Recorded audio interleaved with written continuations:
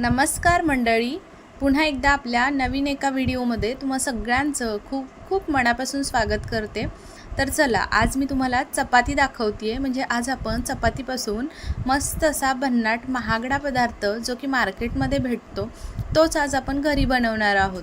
पण उकळत्या तेलामध्ये चपाती टाकून तुम्ही हा जर पदार्थ तयार करून पाहिला तर नक्कीच घरातल्यांचा अजिबात विश्वास बसणार नाही, एवढी जबरदस्त तयार होते ही रेसिपी। अगदी लहान मुलांपासून मोठ्यांपर्यंत सर्वांना आवडणारी, तोंडात विरघळणारी, प्रौढ व्यक्तीसुद्धा अगदी ओठाने खाऊ शकतील, लहान मूलसुद्धा अगदी 6 महिन्याचं वर्षाचं मूलसुद्धा खाऊ शकेल, एवढी जबरदस्त अतिशय पौष्टिक रेसिपी अगदी सोप्या पद्धतीनं झटपट होणारी आज आपण पाहतोय। तर रेसिपी कुठेही स्किप न करता अगदी शेवटपर्यंत पहा। तुम्ही सुद्धा चपातीपासून नेहमी चिवडा बनवून बोर झाला असाल तर ही रेसिपी संपूर्ण पहा। तर पहा, आज आपण सुरुवातीला कढई ठेवलेली आहे आणि कढईमध्ये तेल घालून घेतले। आता तेल छान कडकडीत गरम झालं की आपल्याला त्याच्यामध्ये 2 चपाती घालून घ्यायचे आहेत। आता चपातीसुद्धा आपल्याला अगदी कुरकुरीत करून घ्यायची आहे। कडकडीत गरम तेलामध्येच हाय फ्लेमवरतीच ही चपाती तळून घ्यायची आहे। तर पहा, अगदी अजिबात आतूनसुद्धा कुठे मऊ राहिली नाही पाहिजे, तर व्यवस्थित आलटपलट करून छान कुरकुरीत तळून घ्यायची आहे। आता इथे पाहू शकता दोन्ही चपाती अगदी व्यवस्थित तळून घेतलेल्या आहेत। सोबतच आपल्याला त्याच्यामध्ये 7 ते 8 बदाम घालायचे आहेत आणि 7 ते 8 इथे मी आपण खजूर जे खातो ते खजूर वापरलेले आहेत। आता हे सुद्धा ऑप्शनल आहे, जर तुमच्याकडे असतील तर आवर्जून घाला, नसतील तर नाही घातले तरीही चालतील। तर पहा, आता हे आपल्याला सर्व काय करायचं आहे, तळून व्यवस्थित घेतलं की लगेचच काढून घ्यायचं आहे। तर पाहू शकतात, अजिबात करपवायचं वगैरे नाही। तर हे सर्व काढून घ्यायचं आणि थंड करून घ्यायचं। थंड झालं की मगच आपल्याला हे काय करायचं आहे, बारीक तुकडे करून मिक्सरच्या भांड्यामध्ये घालून घ्यायचे आहेत। तर पाहू शकतात इथे अशा पद्धतीनं अगदी बारीक तुकडे करायचे। आता जे खजूर आहेत तर ते आपण तळत असताना पहा, सुरुवातीला त्याच्या बिया काढून घेतल्या होत्या आणि मगच तळले होते। तर शक्यतो तुम्ही बिया काढूनच घ्या आणि मगच तळून घ्या। अशा पद्धतीनं मिक्सरमध्ये घालायचं। पाणी, दूध वगैरे अजिबात न घालता अगदी छान अगदी बारीक वाटून घ्यायचं आहे। जेव्हा हे वाटून घेतो तेव्हाच एवढा घरभर सुगंध पसरलेला असतो की खायची इच्छा होते लगेचच। तर लगेचच ते मिश्रण साईडला ठेवून द्यायचं आणि 1 कप साखर पॅनमध्ये घालून घ्यायची। आता ही साखर आपल्याला पाणी, दूध न घालता छान अशी कॅरमलाइज करून घ्यायची आहे। आता गॅसची फ्लेम आपल्याला लोच ठेवायची आहे। सुरुवातीला क्रिस्टल हळूहळू हे क्रिस्टल छान विरघळतात। तर पाहू शकतात अशा पद्धतीने हे कॅरमलाइज झालेली आहे साखर।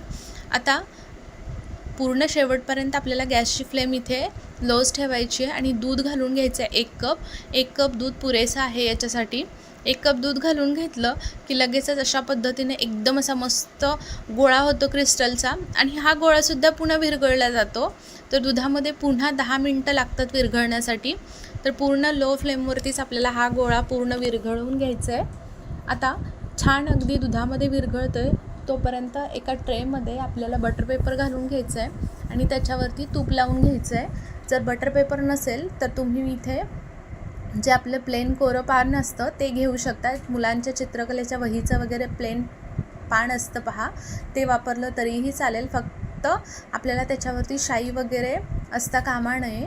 तर इथे आता पहा, सेट करून ठेवला बटर पेपर आणि लगेचच इकडे पॅनमध्ये मिश्रण पाहू शकता अगदी व्यवस्थित मिक्स झालेलं होतं तो क्रिस्टल आणि लगेचच त्याच्यामध्ये हे जे आपण वाटून घेतलेलं होतं तर ते मिक्सरच्या भांड्यामधील सर्व याच्यामध्ये घालून घ्यायचं आहे। आता तुम्ही इथे गॅसची फ्लेम हाय करू शकता। गॅसची फ्लेम हाय करून आपल्याला हे सर्व अगदी घट्ट होईपर्यंत मिश्रण व्यवस्थित पूर्ण हे आटवून मस्त घ्यायचं आहे घट्ट करून।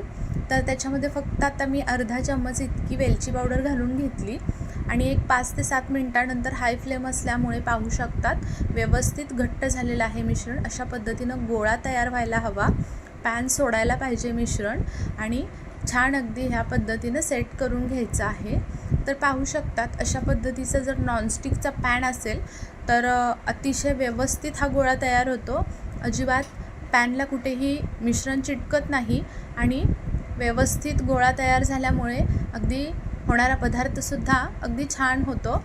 तर लगेचच इथे गॅस बंद करून दिला आणि आपल्याला हे सर्व मिश्रण या ट्रेमध्ये बटर पेपरवरती घालून घ्यायचं आहे.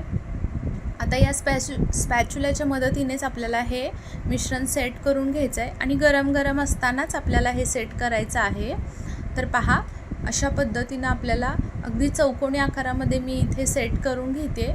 जर तुम्हाला काही वेगळ्या आकारामध्ये याचा करायचं असेल तर तुम्ही तसंही करू शकतात. अशा पद्धतीनं स्पॅच्युला व्यवस्थित फिरवून अगदी एकसारखं सगळीकडून मिश्रण सेट करून घेतलेलं आहे. आता आपल्याकडे जर काजू बदाम काही असतील तर ते तुम्ही इथे कट करून याच्यावरती घालू शकतात. तर इथे मी बदाम आणि काजू दोन्हीही कट करून साईडला ठेवलेले होते. तोपर्यंत मी इथे मिश्रण सेट करत होते.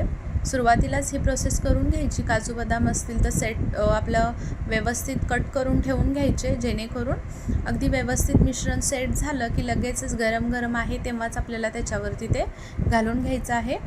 तर पहा, अगदी व्यवस्थित छान अगदी तयार करून घेतलं आहे मिश्रण.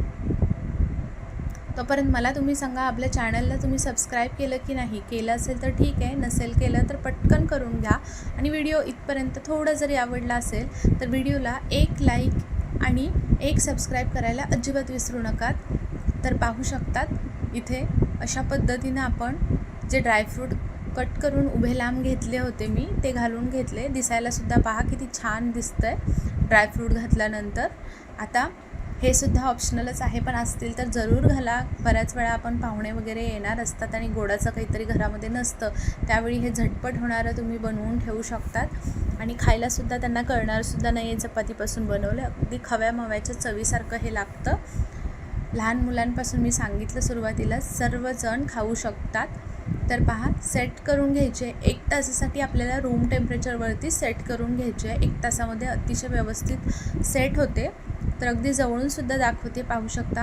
काही सुरेख कलरसुद्धा आला आहे कॅरमलाइज करून घेतल्यामुळे आपण. आणि शिवाय चपाती तळून घेतलेली आहे, त्याच्यामुळे जो घरभर सुगंध पसरला होता तो काही सांगू शकत नाही. एवढा सुरेख वास येत होता. आणि शिवाय बर्फीसुद्धा अतिशय व्यवस्थित मस्त अगदी सेट झालेली आहे. आता कट करत असताना इथे चौकोनी आकारामध्ये मी कट करून घेते. पिझ्झा कटर वापरते. जर तुम्ही इथे सुरी वापरली तर बऱ्यापैकी मिश्रण सुरीला चिटकू शकतं आणि जी आपण वडी तयार करणार आहोत तीसुद्धा काढताना तुटू शकते. म्हणून शक्यतो पिझ्झा कटर वापरलं की अतिशय व्यवस्थित वड्या कट होतात, अजिबात तुटत वगैरे नाहीत. आणि मिश्रणसुद्धा इथे पाहू शकता अजिबात कटरलासुद्धा लागलेलं नाही. तर अशा पद्धतीने मी चौकोनी तयार करून घेतलेले आहेत. तर तुम्हाला जर इथे डायमंड आकारामध्ये वगैरे करायच्या असतील काजू कतलीच्या तर तुम्ही तशासुद्धा करू शकता. आता इथे मी तुम्हाला काढूनसुद्धा दाखवते. पहा किती छान अगदी चकाकीसुद्धा आली आहे आणि दिसायलासुद्धा किती सुरेख दिसते. अगदी खव्या माव्याच्या चवीसारखी ही होणारी तयार बर्फी झटपट तयार होते आणि खायलासुद्धा तितकीच पौष्टिक आणि भन्नाट चवीची लागते. तर पाहू शकता इथे आता मी काढून घेतलेलं आहे 3 बर्फी. वरतूनसुद्धा ड्रायफ्रूट आपण जे लावलेत की नाही त्याच्यामुळे काय सुरेख दिसतात पहा. तर आता मी एक तोडूनसुद्धा तुम्हाला दाखवते. तर पहा, इथपर्यंत आपला व्हिडिओ थोडा जरी आवडला असेल ना तर व्हिडिओला प्लीज एक लाईक करा आणि कमेंट करून मला नक्की सांगा. कमेंट केल्यानंतर हाईपचे पॉईंट्ससुद्धा द्यायला विसरू नकात. आणि सोबतच तुम्ही माझा व्हिडिओ कुठून पाहता, कोणत्या गावातून, कोणत्या राज्यातून, ते सुद्धा मला नक्की कमेंट करून सांगा, जेणेकरून मलासुद्धा माहीत पडेल आपले व्हिडिओ कुठपर्यंत पोहोचलेले आहेत किंवा पोहोचतात. आणि त्याच्यामुळेच मला तुमचे आभारसुद्धा अगदी व्हिडिओच्या शेवटी आभार मानता येतील. तर त्यासाठी नक्की मला कमेंटमध्ये सांगत चला. तर पाहू शकतात इथे अगदी व्यवस्थित आपली ही बर्फी तयार झाल्यानंतर अशा पद्धतीनं तुम्ही डब्यामध्ये किंवा कंटेनरमध्ये घालून तुम्ही व्यवस्थित अगदी फ्रीजमध्ये ठेवू शकतात. फ्रीजमध्ये अगदी 6 ते 7 दिवस व्यवस्थित टिकते आणि वरती म्हणाल तर 3 ते 4 दिवस टिकते. तर नक्की तुम्हीसुद्धा या शिळ्या चपातीपासून हा पदार्थ बनवून पहा आणि आपली ही रेसिपी जास्तीत जास्त तुमच्या मित्र मैत्रिणी परिवारांमध्ये शेअर करायला अजिबात विसरू नका. जर तुम्ही ही चपातीपासूनची रेसिपी कोणाला करून खाऊ घातली तर तुमचं कौतुक झाल्याशिवाय अजिबात राहणार नाही आणि शिवाय तुम्हाला खाणारे रेसिपी विचारल्याशिवाय गप्प बसणार नाहीत, एवढी जबरदस्त होते। त्याच्यामुळे नक्कीच तुम्हीसुद्धा बनवून पहा आणि मला जरूर कमेंटमध्ये कळवा। माझे व्हिडिओ तुम्ही संपूर्ण पाहता त्याबद्दल खरंच खूप मनापासून धन्यवाद। चला उद्या पुन्हा भेटू अशाच एका छान जबरदस्त रेसिपीसोबत। तोपर्यंत बाय।